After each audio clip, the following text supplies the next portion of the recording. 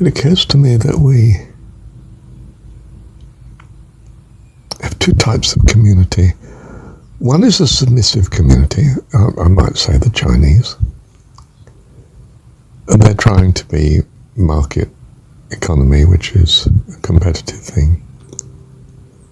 But there's something about the culture, the historic side, historicity, that's brought them to an almost paralyzing submissive culture, which doesn't lend itself easily to competitive nature.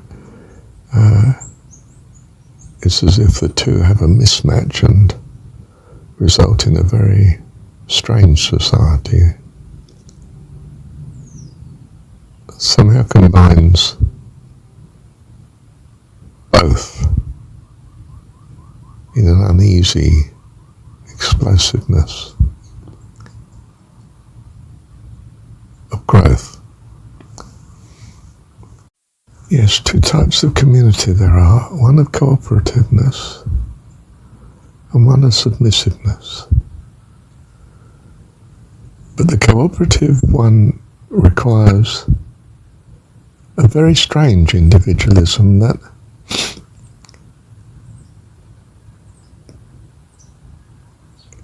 it's a concept of self that includes all, whereas a submissive society doesn't allow a concept of self. It simply obeys. And that we see as terrible, a frightening situation. We want to avoid that like the plague, because we, especially in the West, are devoted to an individualism. But we need, of course, an individualism that's loving and kind, and then we can have a cooperative individualism that makes a wonderful society. So we value these concepts of kindness and the greater self, of compassion and empathy, and if we do value that, then our God is accordingly. Otherwise our God might be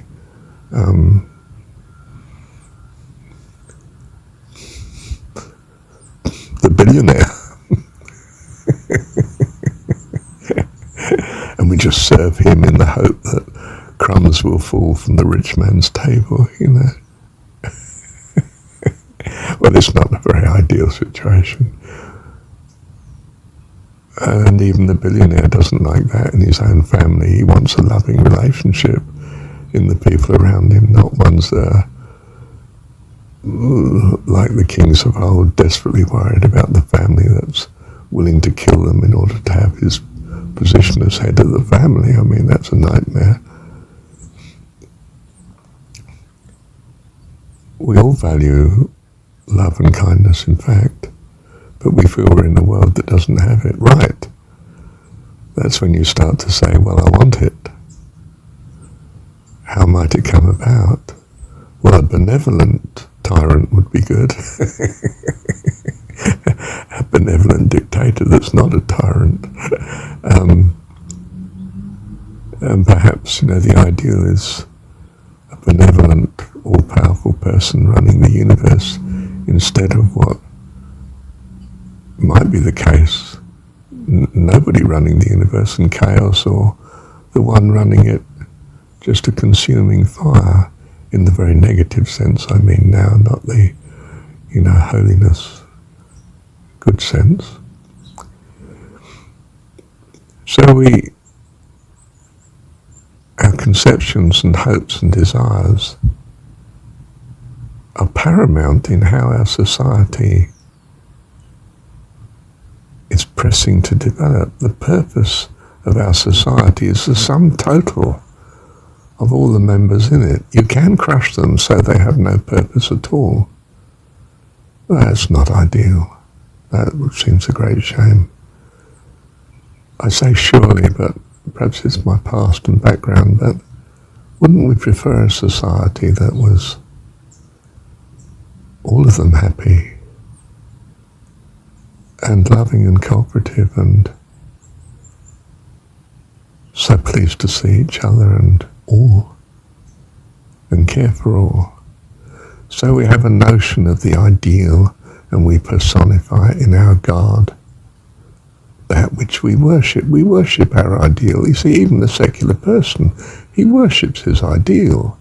It might be, the secular situation, his ideal of materially having everything and spending all his time, I don't know, on a cruise ship, holidaying, consuming the world, But it is his ideal and he's worshipping it. He's not personified it except in the hopeful person of himself that he wants to achieve. And that's his goal, his ideal. And what we might be doing, therefore, in the modern world could be searching for what is the ideal conception to have. Ideal from an ideal point of view. And what is that? What do we mean by ideal? What would one value? How does one marshal values so that things make sense, as opposed to not making sense, where we seem to be steamrolled by our technology and our unhappiness and loneliness? That's no good. What can we do about this? And we should use our analytical ability to find out the answer. Which is, what a philosopher tries to do. But he may have cut off his right hand by getting rid of religion. His right hand may be his salvation.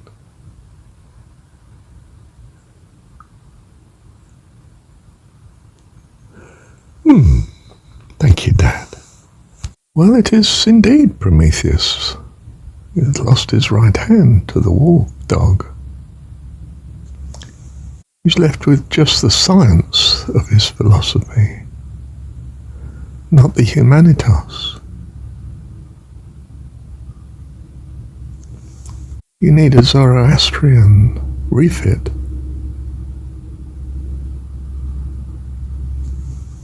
That keeps the wolf at bay, not running the state. Needs to be the happy, wonderful, fulfilled pet of the family, not its predator upon it. Again, I think Jason Reza Georgiani has a point. I'm so concerned, though, that in his suit and his tie and his New York apartment, he's alienated within this collapsing society, exploding society, really. Hasn't embraced what he conceives of as the right answer. Is it that he can't? It's not to hand. It's like an imagination that's a dream preferred, but he can't make it a reality. You see, we overdevelop our analytical ability, and that's the problem of the philosopher, the danger, at the expense of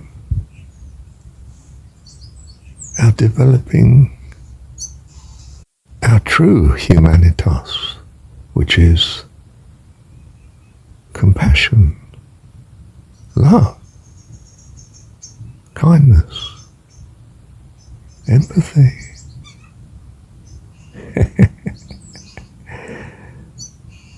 We've just developed understanding and wisdom appropriate to the understanding that we have, but not what we need, which is our intangible side of our personhood,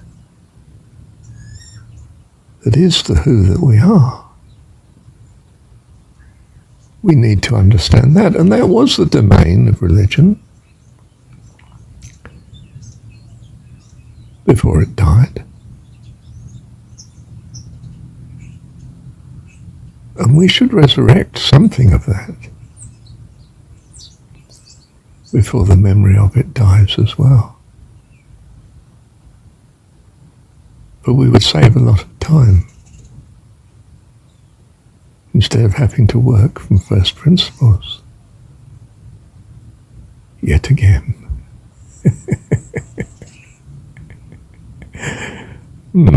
Thank you, Dad.